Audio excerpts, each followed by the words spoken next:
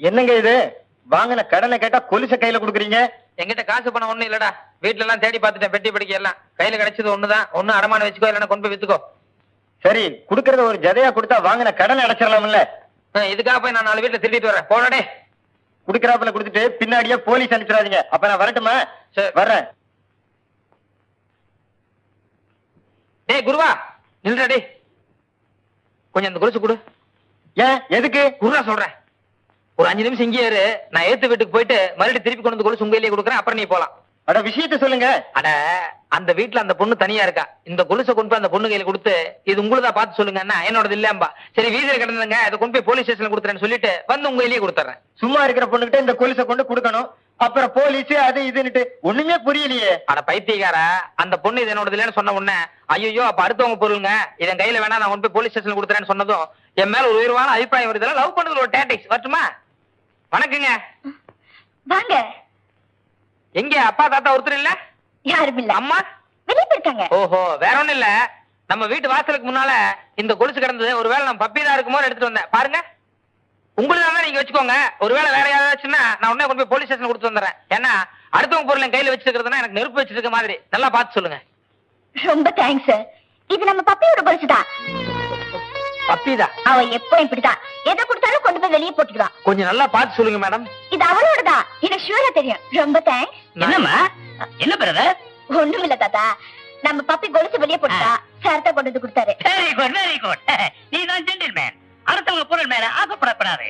நீ எப்பவுமே இப்படியா இரு. எனக்கு பசிக்குது, சாப்பாடு போடமா? Come on come on come on come on. என்னங்க? சாரி சார், நீங்க காலையில கொடுத்த கொலுசு இல்ல, அது எங்களுது நினைச்சு எடுத்துக்கிட்டேன். மம்மி வந்த பிறகுதான் எங்களுக்கு பெட்டிக்குள்ள இருக்குன்னு தெரிஞ்சது.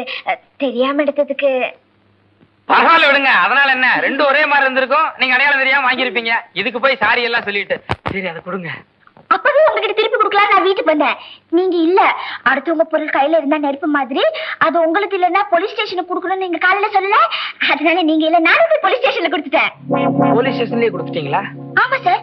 அதுல ஏதாவது உங்களுக்கு சங்கடமா? நோ நோ நோ, அதெல்லாம் ஒண்ணு இல்லைங்க. அது அடுத்தவங்க பொருள் எப்படி இருந்தாலும் போலீஸ் ஸ்டேஷன் தான் போகணும். அது நீங்க கொடுத்தானே நான் கொடுத்தேன். Correct correct sir. நல்ல மனசு உள்ளவங்க அப்படிதான் செய்வாங்க. நாளை சார்.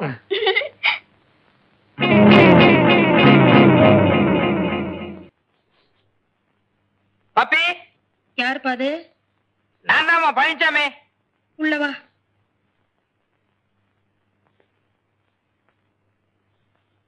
பப்பி, என்னம்மா உடம்புக்கு என்னமா பண்ணுது? ஐயோ, என்னங்க தள்ளுங்க. என்ன, பப்பிக்கு உடம்பு சரியில்லையா? ஆமா சார், எங்க பப்பி 3 நாளா ஒண்ணுமே சாப்பிடல. எது கொடுத்தாலும் வாமிட் பண்ணுது. ஏங்க, டாக்டர்கிட்டயாவது கூட்டு போனீங்களா? என்னத்தப்பா டாக்டர் கிட்ட போறது? அங்க போனா நிறைய மாத்திரை எழுதி கொடுப்பாரு, இல்லைன்னா ஊசியை போடுவாரு. எனக்கு என்னமோ சீர்தட்டு இருக்குமோன்னு சந்தேகமா இருக்கு. சந்தேகமா இருக்குன்னு சொல்லிட்டு இருந்தா எப்படிமா? அதுக்கு என்ன வைத்தியமோ அதை பண்ணி பாக்கலாம்ல.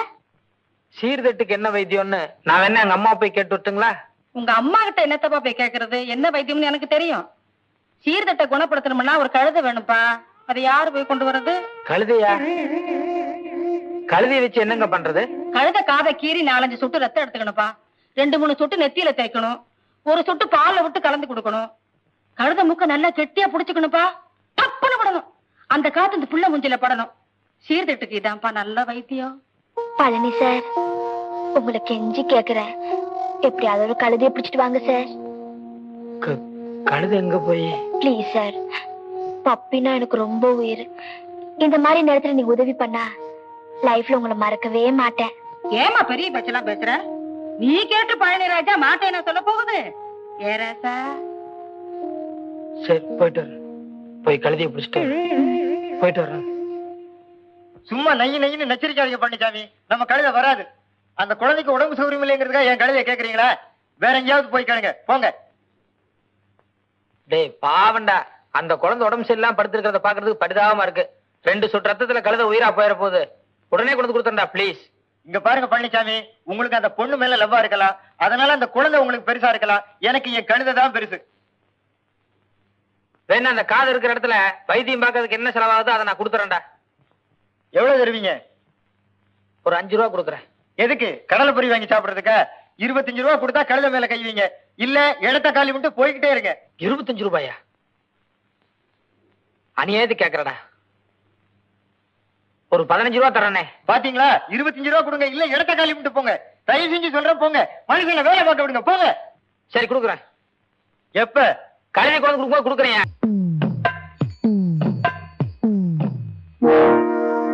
என்னடா கழுதைய பிடிச்சிட்டு வந்து நிக்கிறேன்?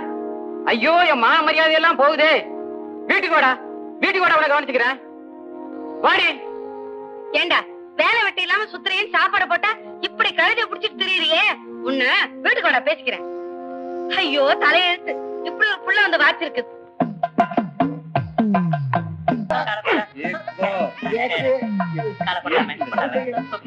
அம்மா அம்மா கழுதை வந்துருச்சு. கழுதை வந்துருச்சு,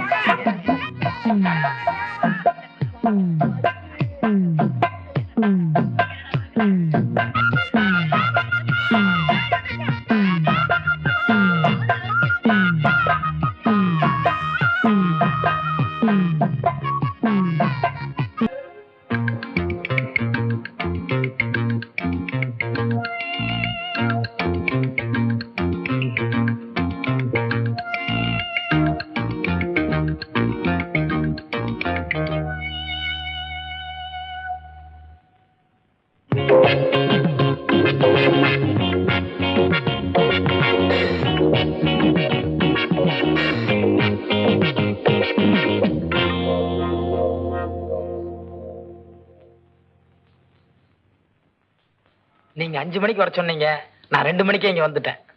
நீங்க 5 மணிக்கு வர சொன்னீங்க, உங்க வார்த்தையை மீறக்கூடாதுன்னு தான் கரெக்டா 5 மணிக்கு வந்தேன். காலையில இருந்தே நான் இங்கதாங்க இருக்கேன்.